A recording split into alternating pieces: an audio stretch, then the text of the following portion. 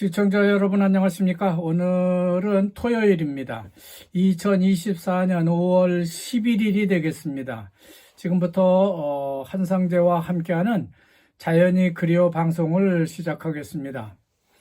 오늘 아침 토픽 뉴스는 뜬금없이요. 발리 세미냑 비치의 그 저녁 노을 혹은 그 황혼 노을이 차지를 하고 있습니다.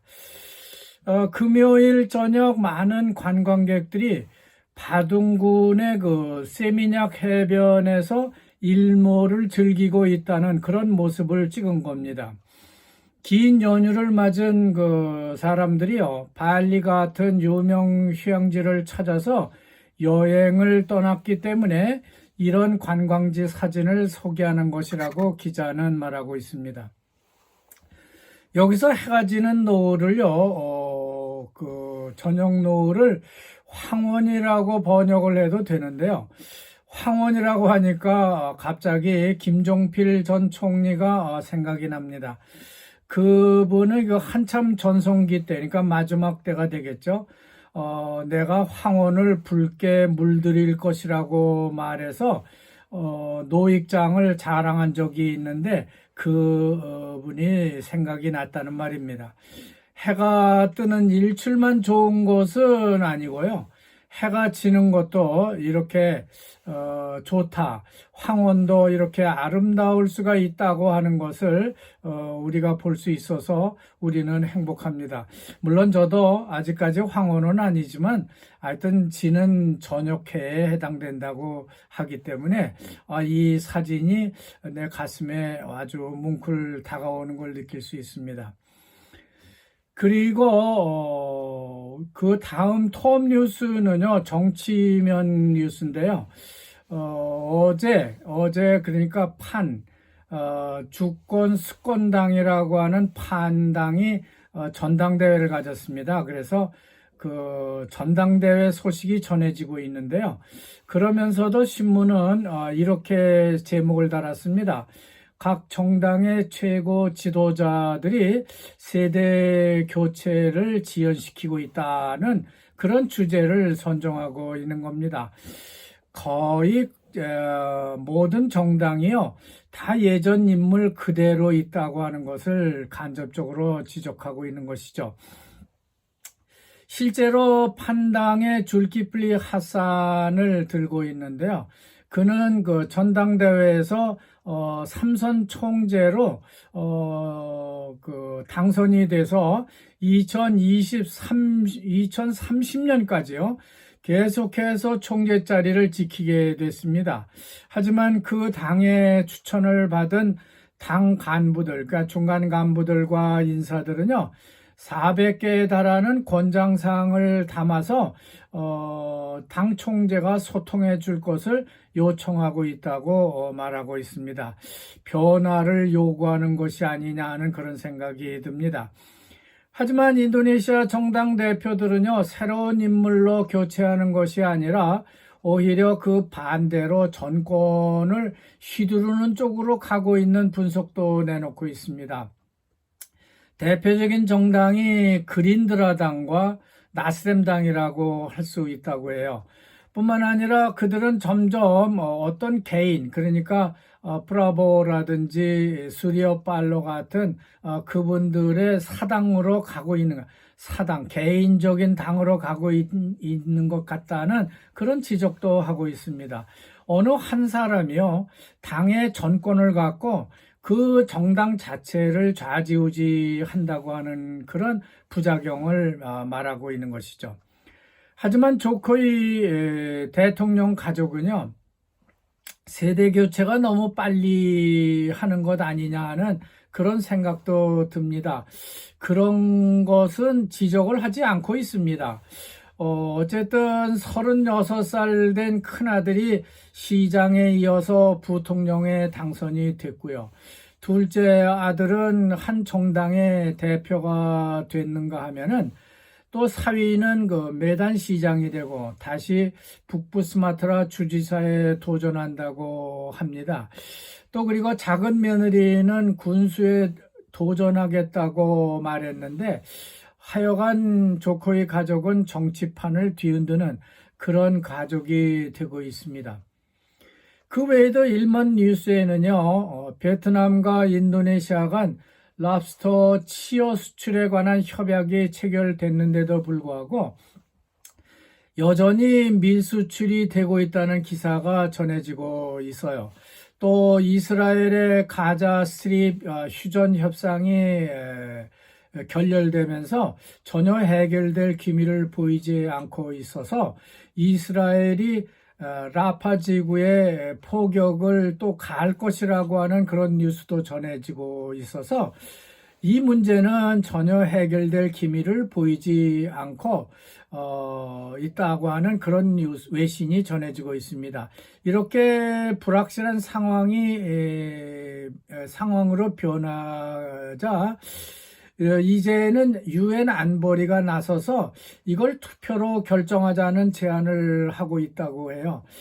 그러니까 팔레스타인 쪽에서 보면은 어떻게든 유엔을 동원해서 좀 해결을 해야 되겠다, 휴전을 해야 되겠다고 하는 그런 것이 임박한 것 같아요. 좀 당황스럽다. 이스라엘이 계속 공격을 하겠다 그러니까 이제 당황하고 있는 그런 모습을 보이고 있습니다. 그러니까 이런 판국에서는요, 이스라엘이 더 밀어붙이면 밀어붙였지 물러설 것 같지는 않다는 생각이 듭니다. 그러게 애초에 그런 무리한 공세를 하마스가 펴지 말았어야지.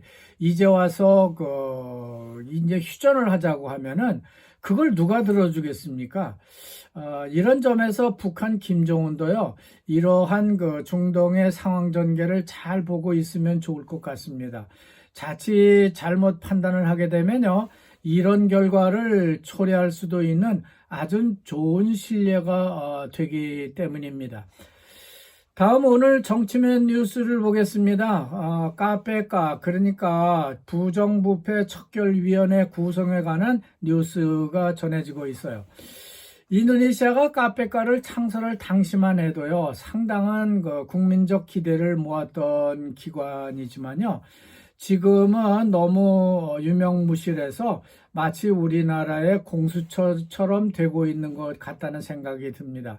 그것은 후보자 선정위원회, 그러니까 카페카를 구성하는 후보자 선정위원회 인원이 총 9명인데요.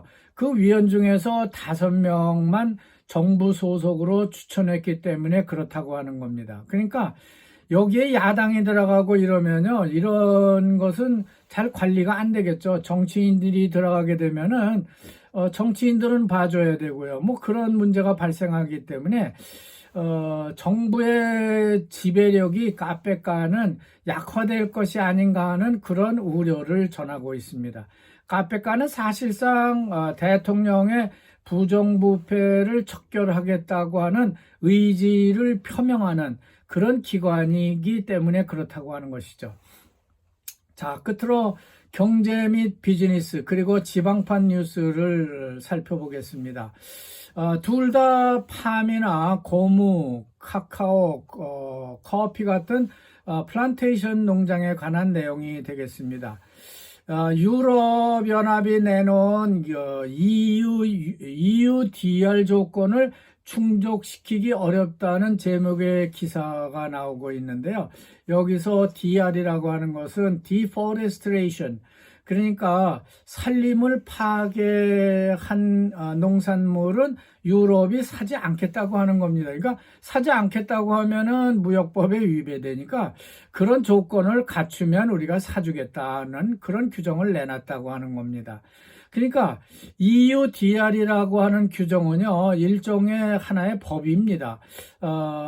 그러니까 유럽이라는 나라들은 인도네시아의 산림을 파괴하지 않고 생산한 농산물입니다라는 그런 증명을 보여달라고 하는 겁니다. 이걸 지키지 않으면요, 수입을 하지 않거나 아니면 관세를 높이 매기겠다는 그런 조건을 달고 있는 것이죠. 언제부턴가 유럽은요, 열대우림의 파괴를 막기 위해서 이런 류의 규정을 남발한 적이 있습니다.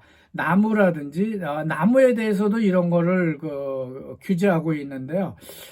나무가 이게 제재소로 들어가서 이 나무가 어떤 사람이 벤 건지 알 수가 없는 상태죠. 그렇지만 이런 것을 규정으로 만들어서 이것이 없으면 수입을 할 수 없도록 그렇게 해놨습니다. 어떤 면에서요, 이런 규정이라고 하는 것은 남의 나라에 대한 내정 간섭이라고도 볼 수 있겠습니다. 그러나 그들은 자기 규정에 맞지 않으면 안 사겠다는 거니까 다른 쪽에서 그러니까 그것을 파는 쪽, 그러니까 공급하는 쪽에서 그런 조건을 맞춰서 수출하면 된다고 하는 거죠. 하지만 인도네시아 같은 나라는요, 절차가 하나 더 늘어나서 수출이 복잡해지는 그런 문제가 되고 있습니다. 예를 들어서 천연 고무 가공 과정을 보게 되면요, 고무를 채취하는 농민, 그러니까 농장을 개발해서 고무나무를 심고 그걸 채취하고 집화된 것을 다시 공장에다 팔고 또 그것을 가공해서 수출하는 데까지 그런 업자들의 긴 과정을 거치고 있기 때문에 유럽이 말하고 있는 그런 조건을 충족하기가 상당히 어렵다고 하는 겁니다. 영세 고무 채취 농민들에게 있어서 유럽의 산림 파괴 제로 조건을 요구한다는 것은 현실을 잘 모르고 내린 일방적 조치가 아니냐는 불만을 하고 있는 겁니다. 하루하루 쌀을 사 먹기도 힘든 고무농장 농민들에게 그런 규정도 지키라고 요구한다는 것은 사실상 현실을 무시했다고 하는 거죠. 또 실제로도 그게 어렵다는 생각이 많이 듭니다. 유럽의 산림 파괴 제로 제품법에 영향을 받는 상품을 보면요, 고무 말고도요 다양합니다. 신문이 제시하고 있는 상품을 보면은 주로 팜오일, CPO가 되겠죠. 그리고 천연고무, 그리고 커피는 뭐 농장을 개발할 때 이미 다 개발된 데서 생산하니까 그리 문제가 될 것이 없다고 생각해요.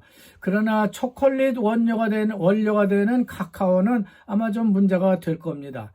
이런 규정으로 인도네시아 대유럽 농산물 수출 분야는요, 앞으로 상당한 타격을 받을 것이 분명합니다. 참고로 인도네시아 통계청 자료를 보니까 CPO 팜유 생산 면적은 630만 426헥타라고 합니다. 여기서 260만 5,207톤의 CPO를 생산하고 있고요. 고무는 346만 7,461헥타에서 216만 1,782톤을 생산하고 있고, 커피는 126만 6,065헥타 면적에서 183만 1,537톤, 그리고 카카오는 138만 530헥타에서 154만 845톤을 생산하고 있다고 합니다. 대단한 나라죠. 그리고 지방판 팜 농장 뉴스는요, 팜 농장 토지 분쟁으로 농민들만 고통을 받고 있는 것 아니냐는 기사가 나오고 있습니다. 중부 칼리만탄에서 발생했던 팜 열매, 그것을 몰래 훔쳐가는, 약탈해가는 그런 사건이 점차 사회적 문제로 비화하고 있다고 하는 뉴스가 되겠습니다. 팜농장 토지 소유권 분쟁에서 재판을 해서 소규모 농민들이요, 대형 농장주에게